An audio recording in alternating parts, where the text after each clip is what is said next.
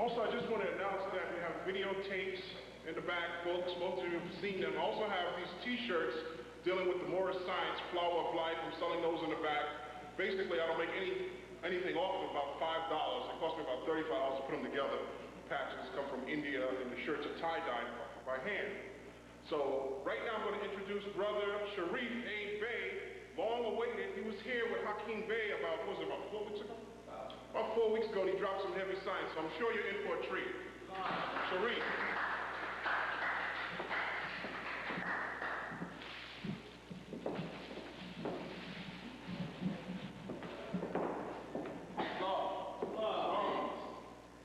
Good to be back out here again. Thanks to everyone. My wife made some really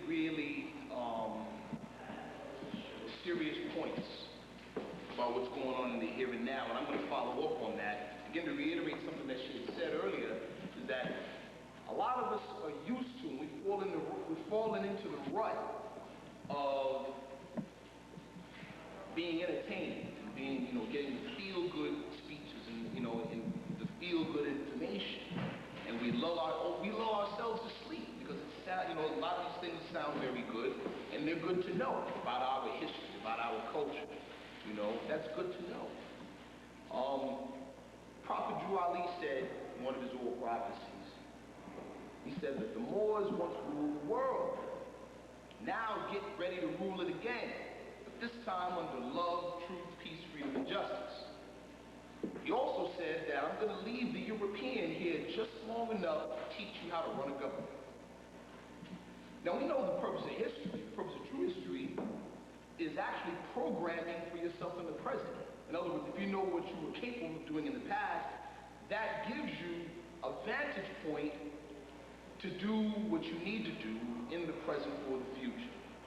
The problem with the artificial slave history that we've been given is that it programs you to be the perfect slaves. Because if all you knew that you were in the past was a slave, that's all you will ever endeavor to be. You'll always be looking for what the insurance people call limited liability. Well, I don't have to be responsible. I'm a second-class citizen. And that's what slavery is. Slavery is limited liability. I don't have to be responsible. Somebody else is taking care of my food, clothing, and shelter, and I'm not. All right? True history, or what we call Moorish history, we're fond of saying that, that the only true history of the past 2,000 years is that of the Moorish nation. But that's a heavy responsibility if you're told that, and we can prove that we financed the European side of this two-sealed government. We financed the European to set up here and establish corporate entities, which are now called states. They're still colonies. And we did it under our federal government or our federal banner. Then that's a heavy responsibility because now we, at the same time as accepting that, we have to also accept the responsibility for cleaning up the mess that this country is in today. If we're indeed the federal government, we are now responsible for what's happening, and we have to be in positions to clean up the mess. We have to be. So what the sister said earlier is absolutely essential. We cannot be satisfied, and I'm talking to myself as well. We can't be satisfied by sitting here or standing here in front of people and doing speeches and lectures. It's good, but this is not where the work is supposed to be done. The work is done in our seats of government, and we have to take that responsibility. I want to give some thanks to a few people. One of them is Hakeem Bey. He couldn't be here. He was going to try to be here.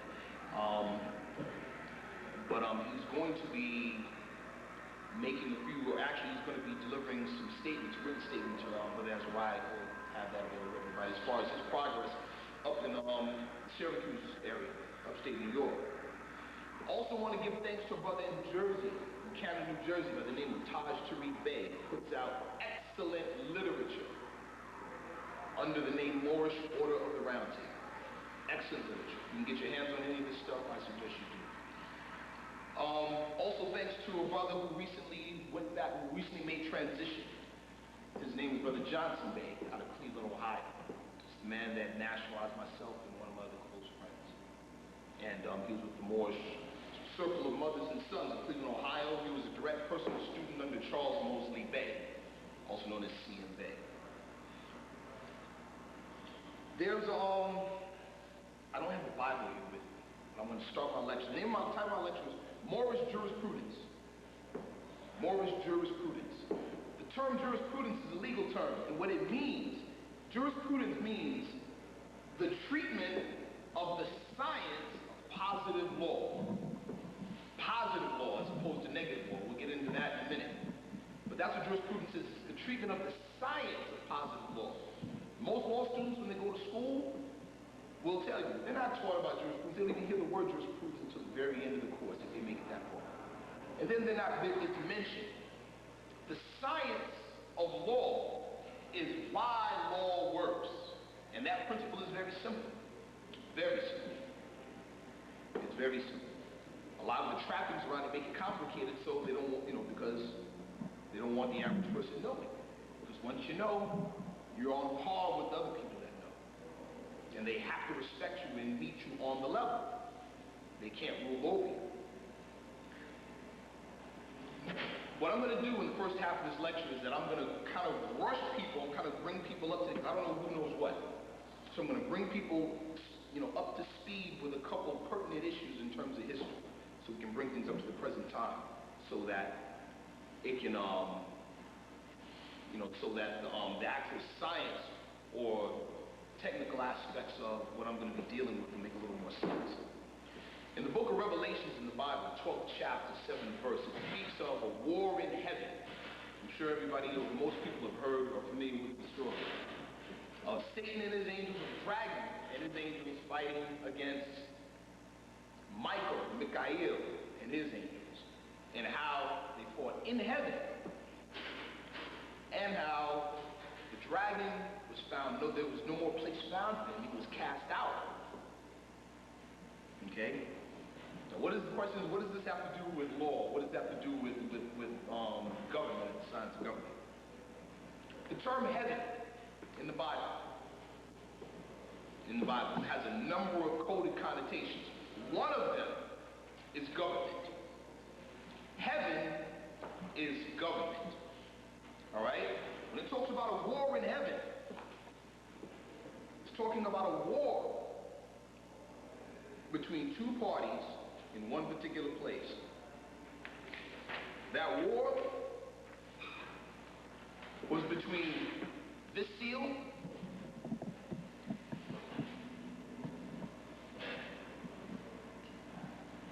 and that seal.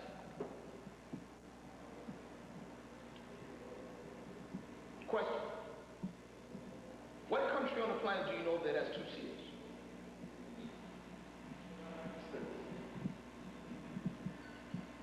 A seal is representative of a government.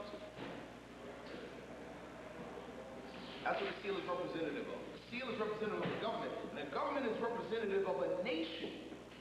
You had two seals on one landmass. That's what we're dealing with here. When did this particular war in heaven take place, and which seal lost? Who can tell me which seal lost the war? Well, a lot of that actually depends on when the war took place. The war took place between the years of 1928 and 1933.